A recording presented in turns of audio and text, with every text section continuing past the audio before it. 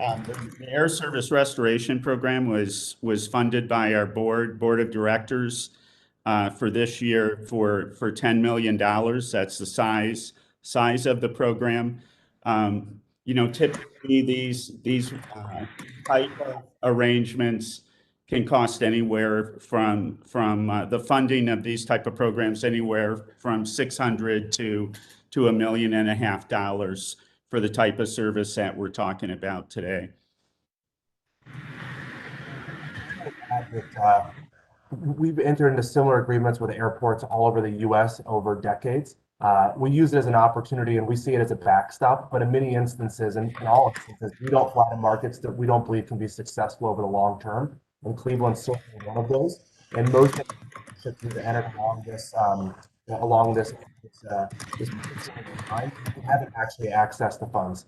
We see it as a backstop, but the market itself has to be able to support that service, and we have all the confidence that Seattle to Cleveland will be a success. Thank you, Brett. Can you help us understand perhaps the number of jobs created, expected to be created at Cleveland Hopkins, and what else might underlie the economic development figure that has been given for this project? I'll defer to some of my colleagues on the line, but what I'll say is Alaska's investment, it's an entire 737 aircraft, call that $50 million. So it's a very significant amount of capital. And of course, knowing the importance of air service, not only connecting Seattle, but the entire Pacific Northwest.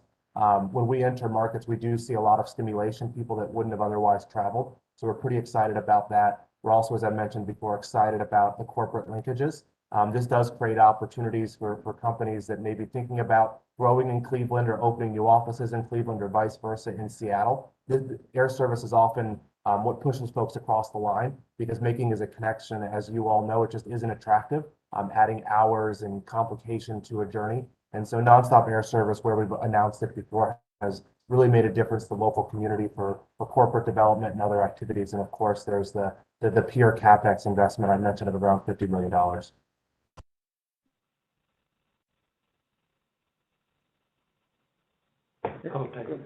Just to add into what Brett said, we have the direct impact on the airport, number of jobs, the transactions at the concessions, parking, and so forth. To air service or any new service at an airport, that's how you get a large multiplier effect. And Brett talked about the stimulation factor. We saw it in the past at this airport. When new services introduced, people decide to go when they hadn't planned on going in the past. So people can come to the Rock Hall, they can come to the lake, they can come to all the museums and all the things we have. And thank you for muting it. So it's a typical direct, indirect, induced, and allied economic impact. And I think myself, from my experience in this business, that number is probably going to be light compared to where we will be in a year or two. Terry, you want to add anything? Yeah, we also look at the impact of just travel, of people coming to the Cleveland market, and the spend that they're going to have while they're in Cleveland. That all goes into the equation of the total economic impact. This is huge service for Northeast Ohio. This is a great day. It's exactly the kind of thing we'd like to see happen with this program, where we were able to grab a market that didn't have direct service. It's a strong business market. We're able to do it with a great carrier that offers great service, business class, first class, economy class service, and they're going to provide the service daily. So we're very excited about this win for Cleveland and for Northeast Ohio. Thanks, Terry. Are there any other questions? Yeah, hi, it's Susan Glasser at the Plain Dealer. Brett, can you talk a little bit about the growth at Alaska, maybe before the pandemic and then in recent months, how many destinations you have and where most of your growth is occurring? And I'd also like Terry to if Terry could say how many times that the Air Service Development Fund has been tapped this year. I know it was used for Breeze, I think, in Columbus and Akron Canton, but maybe there are some other places where it's been used as well. Thanks. Hey, good morning, Susan. Thanks for the question. I think many folks in Cleveland may not know Alaska. We're excited to introduce ourselves to the community. As I noted earlier, we're the 5th largest carrier in the United States. We're the largest carrier on the West Coast. We serve over 120 nonstop destinations from our hubs in Seattle, Portland, San Francisco, Los Angeles, and Anchorage. So we're quite a significant player on the West Coast. Specifically, I think the benefit to Cleveland is flying into a place like Seattle. We offer connections beyond to many points across the West Coast. In terms of what differentiates Alaska, makes us special, what we're really proud of, and I noted this earlier, it really comes down to our people. We're an airline that cares. It's in our DNA. For almost 100 years, we've tried to do the right thing by our employees, our guests, and the communities that we serve, and that's still how we do business. I noted that I do think there's a linkage between our corporate values and a lot of what you all as Midwesterners hold true to you. And it's been a really good match since we started flying to the Midwest over 5 years ago with Columbus, then Cincinnati, Pittsburgh, Indianapolis, and now Cleveland. We couldn't be more excited by the response of the region more broadly speaking, and then of course the response of Cleveland specifically. So we're excited to keep growing. That's our plan. We're a growth airline, 330 aircraft, but we hope that will be up near 400 by 2025.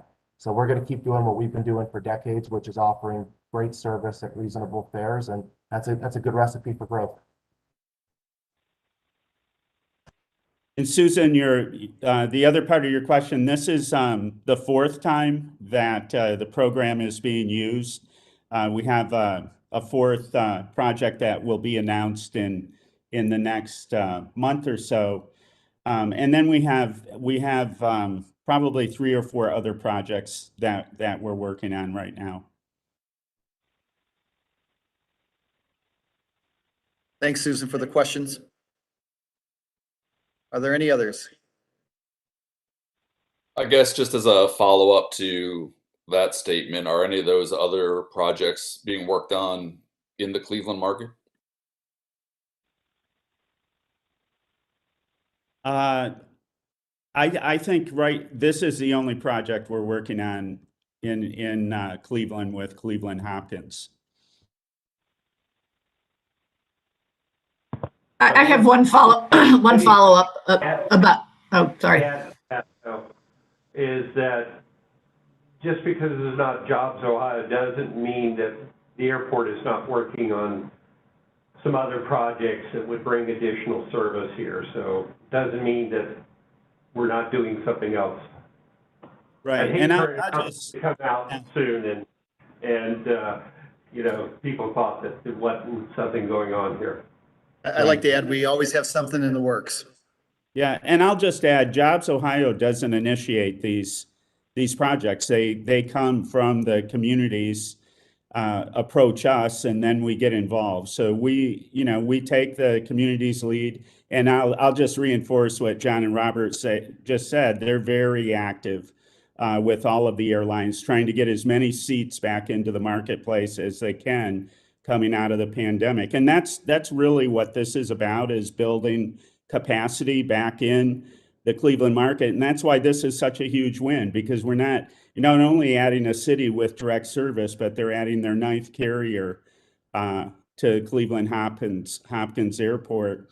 And then the other thing I want to reinforce is that we don't do, just like all of our incentive programs, we do programs where we know we're going to win, and Alaska Airlines, we're very confident that they're gonna perform and they're going to be successful with this service into Seattle. And really, our program is, compared to the cost for Alaska Airlines to start a new route, is small in comparison to what their total costs are going to be, and really we're reducing their risk, hopefully speed to market, help them make a decision about Cleveland. But we're very excited about this service, what it does for Northeast Ohio. Terry, I just want to add one other point. Just for the people who don't cover the airport normally, Cleveland Hopkins is above the national average for recovery from COVID-19. Have been since the pandemic started, and we look to continue that leadership position. So we're doing all that we can to bring additional service, additional seats, as Terry mentioned just a while ago, back to the marketplace.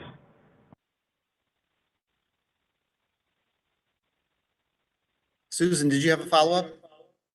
Well, it was just a little more detail on the Air Service Development Fund, which is, are they all set up the same way in that it is sort of a backstop if the revenue doesn't meet certain guarantees? So in many cases, the money will not be paid out at all if the route performs well? We currently don't have a program where there hasn't been any money paid out at all, but that is the goal, right? Is that the service becomes self-sufficient, and they are all the same. They're all revenue guarantee agreements. Every agreement's a little bit different because the service is different, and it is, all of the agreements are for 12 months or less.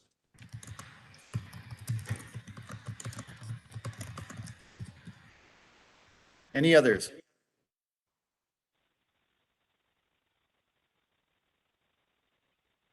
With that said, this concludes our program.